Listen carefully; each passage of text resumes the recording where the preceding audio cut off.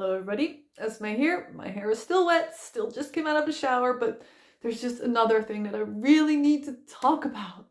Like, how interesting is it that we can totally control our feelings, like emotions. And I'm saying it in like the wrong way right now because it's not our feelings, it's just feelings.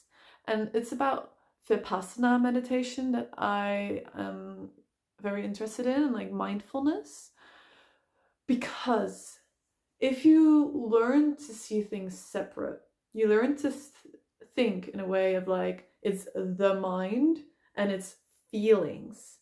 Instead of like always connecting yourself, it's my feelings, it's my brain, it's my mind.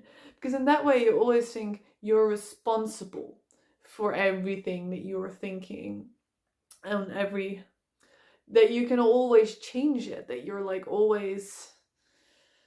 No, like if you see it more as like there is an emotion and there is a mind and there is a person, it becomes way easier to kind of like control it in a way of, like, for instance, when somebody says something that annoys me and I notice, oh, annoyance.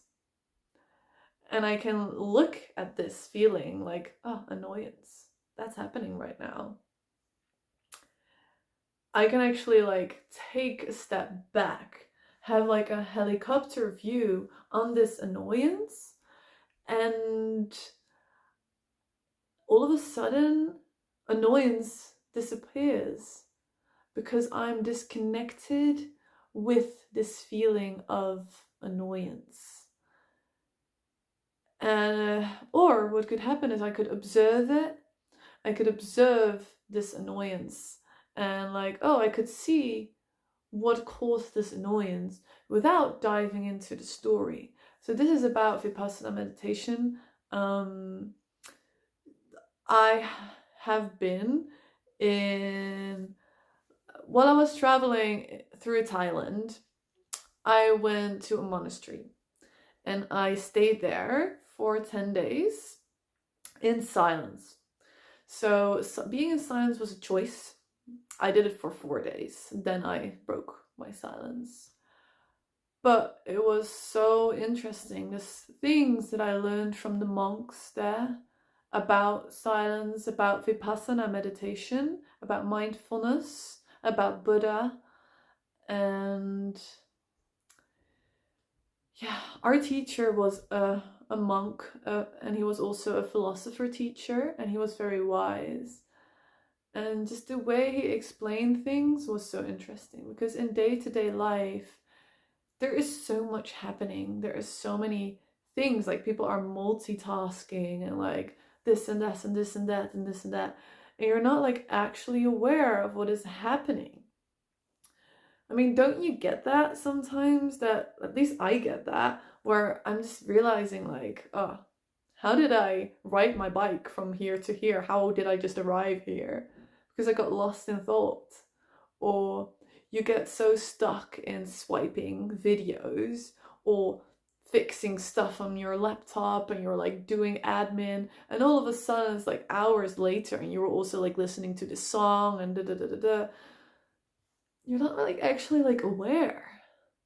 What if, like, for me it really helps if I try to be more mindful of what is happening, what is happening around me, what is happening with my emotions, because I can be such a sensitive person. I can be such a highly emotional, sensitive person.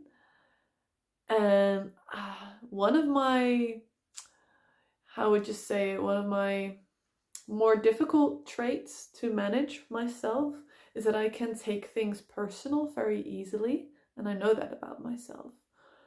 But this being in this Buddhism place and learning about Vipassana meditation, it does really help with this, because I can spot what is happening more and I can take this helicopter view. So, for instance, somebody says something and I feel, oh, sadness. And I can look at sadness with a helicopter view and I can be like, oh, that's there. And it's not that I'm trying to get rid of this feeling. This feeling can have their moment, it can have their place. I'm just looking at sadness and it's okay. And sadness kind of disappears. I don't dive into the story so much. It just leaves and I'm like okay with it because I'm like accepting of that feeling that just happens. I'm not like forcing any change upon myself. And I think that really works. And another thing, like you can also use insight meditation. Like you can even be like, this sadness happens, and you can observe. You can take a step back and you can choose, okay, right now I want to learn something about this. I want this to be insightful. So you can be like, okay, where did this come from? And, maybe you can have a think about it, but you choose about that. You make the choice to think about it. Maybe even in like a later moment, or you choose to observe to see when do these moments appear? When do I feel this sadness? When does it happen? Is there a reason that it happens all the time?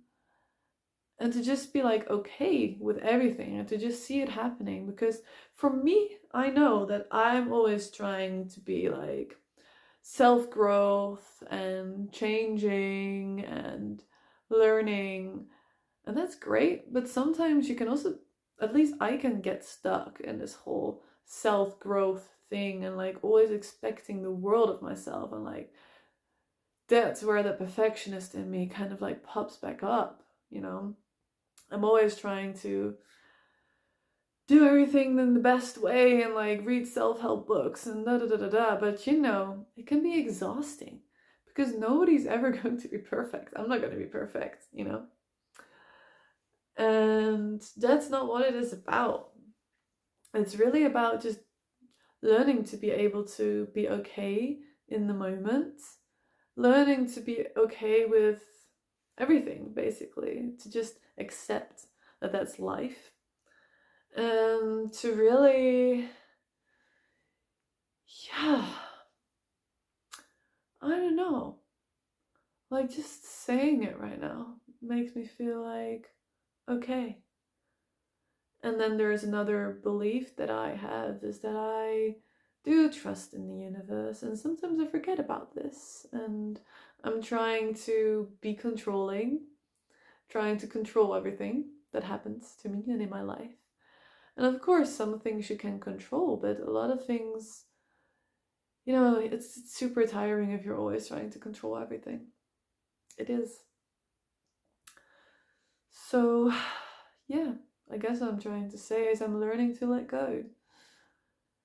And yeah, this video may be continued because right now I feel like I don't have anything more to say about it.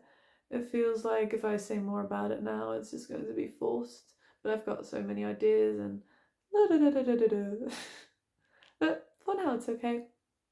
For now I feel done, and that's good. So have a great day right now. I hope you feel happy and peaceful within your heart. I don't know where that just came from, but yay, sparkles and butterflies.